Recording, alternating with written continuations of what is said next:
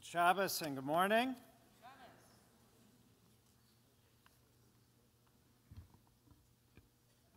I want you to turn in your Siddur to page 256.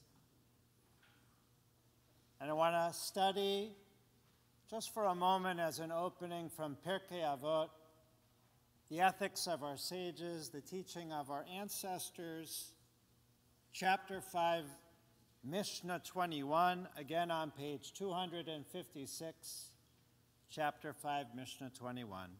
There it opens, Kol mi sheyesh biyado shlosha devarim halalu mitalmidav shel Avram Avinu. Just like the prophet Micah in our Haftarah says that there are three things necessary to be a good Jew and a good human being. Here, Pirkei Avot, ethics of our ancestor, teachings of our sages, says there are three qualities that every single person should have in order to be Talmidav shel Avram Avinu, a disciple, a student, and a follower of Abraham, our father. So what are these three things that the Mishnah says? A generous spirit, a humble soul, a modest appetite. In Hebrew, it is ayin tova, ruach nemucha, nefesh shvela. And there is an opposite presented, how we are not supposed to be. And that is from the prophet Bilam, who we read about in the Torah reading today. There he is described as a grudging spirit, an arrogant soul, a person with an insatiable appetite. In Hebrew, ayin ra'ah, ruach gevoha, nefesh rachba. So if we look in the Hebrew, what is a generous spirit? What is a humble soul? What is a modest appetite? A generous spirit here is ayin tova. Can anyone translate that for me? A good eye. Now, I'm not sure that this is a literal translation of generous spirit. If you hear good eye, what does that mean to you? As opposed to Bilam, who is described as having ayin hara, an evil eye, or a wicked eye. So what is a good eye? What does having a good eye mean? Yeah? Find good in other people. To be discerning. What else is a good eye? Now, perhaps like me, you played Little League or something, and my coach always said, right, Hal, when you're in the batter's box, have a good eye. Right there, it seems to be discerning, right? Know when to swing the bat, when the ball was going to come in from the pitcher as a strike, right, to be in the zone, or when it would be a ball, right? So having a good eye perhaps is some discernment of knowing when to take action, when to respond, or when to step back, when not to act. Any other good eye ideas here? I mean, perhaps like me, you're wearing glasses. My eyes are not necessarily so good. I have farsightedness and progressives and everything else now in my old age, right? I need a lot of help. My eyes are not that good. I need an aid, a tool to help me. Yeah, what else? What is a good eye? Yeah. A good eye is a person who notices everything. Not just nearsighted or farsighted, but someone who sees a full perspective. By the way, if you remember, what's the translation here as ayin tova? It's, if you look at the three qualities here, generous spirit. Here it says an ayin tova is a person with a generous spirit. Okay. It's what? That's what Helena said. Sheila?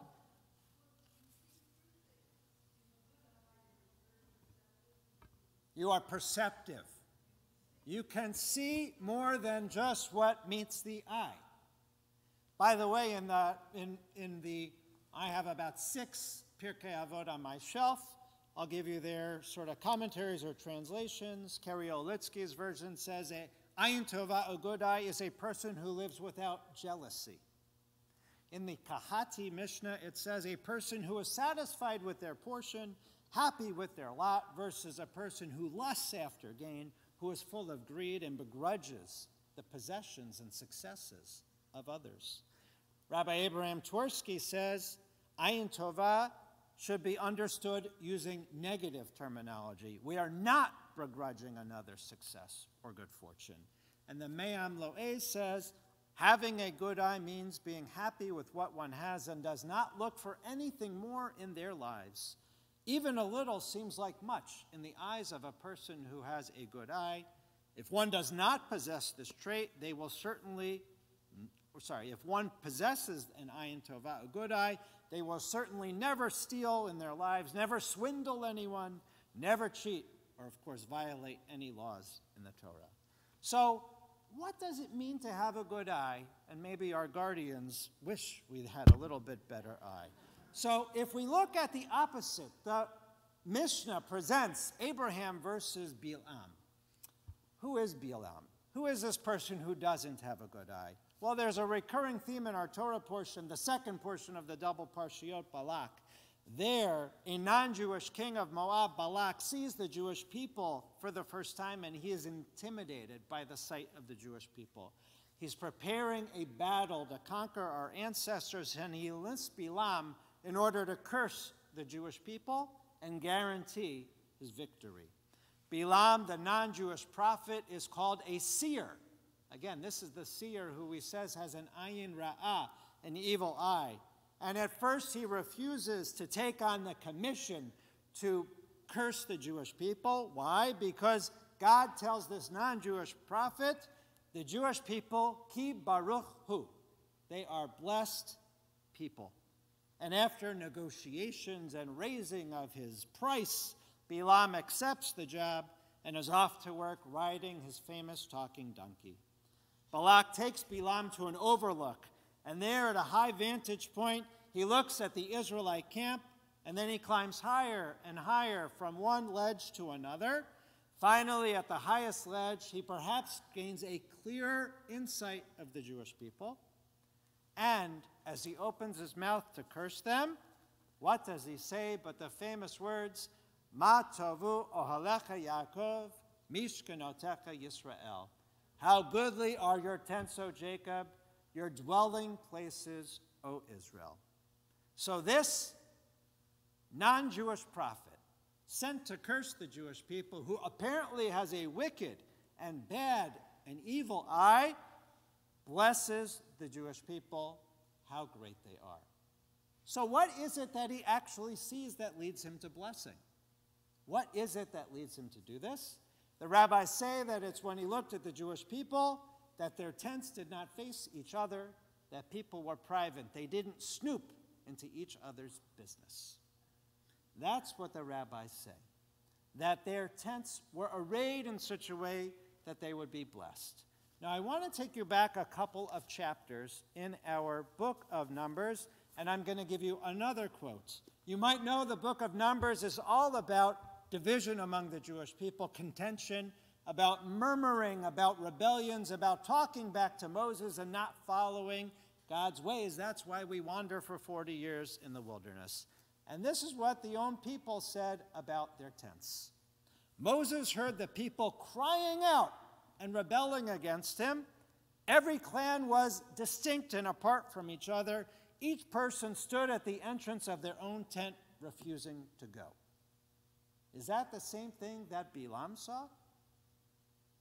Is it the opposite? Perhaps. So what did Bilam see that would lead him to bless the Jewish people, but at the same point be called wicked and evil? And what does Abraham see? By the way, Abraham had the open tent policy, right? He's what the tradition says. Why did he have an ayin tovah? Because he was generous, because he and Sarah lived with the ultimate hospitality. They welcomed all. They judged no one. They left their judgments at the door. Everyone was welcome and part of their community. Erica Brown, the scholar and Torah commentator, writes about our parsha this. She says, we actually need the vision of Bilam. Bilam is actually critical for the Jewish people at this point, because up until now, the Jewish people did not like how they looked. When they looked at themselves, if you remember 2 parshias ago, they said they looked like grasshoppers. Now that's not a very positive image of oneself. They said we looked like grasshoppers. They had no self-confidence. When they looked in the mirror, they thought they were powerless. They couldn't move forward. They were stuck in their ways.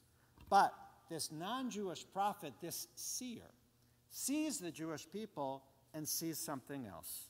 This is what she says. Bilam taught us the ability to overlook our faults. The Israelites were so focused on their small, immediate, short-term problems that they found fault with their freedom. They lost sight of the long-term end.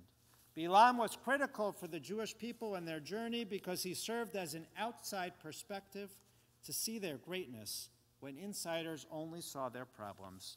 And she talks about a distinction between what she names a view from a balcony as opposed to a view from the dance floor.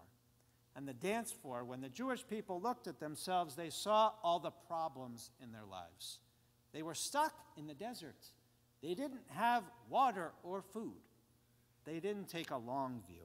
But Bilam saw what the Israelites could not because they were too close to the action. Their nearsightedness blinded them to their long-distance, broader, expansive goal. Where the Jewish people saw themselves as grasshoppers, Bilam actually describes them as mighty oxen. Bilam saw something entirely different. Bilam shows us that we need perspective. Thanks, Sheila. Sometimes to step back and take a different view, a longer view, to take us to the balcony or the top of a mountain with an outside set of eyes, to step back, a new perspective, or else we might lose sight of what matters most and who we shall be. Bilam sees that the Jewish people and humanity have more in common than what divides us. We are more united than we think. And when we can bless our days, when we can bless our camps, our tents, and our lives, we can move forward together, united in purpose. So this Shabbat, as we focus on what are the 3 most important things we are supposed to do each and every day, we should have an ayin tovah.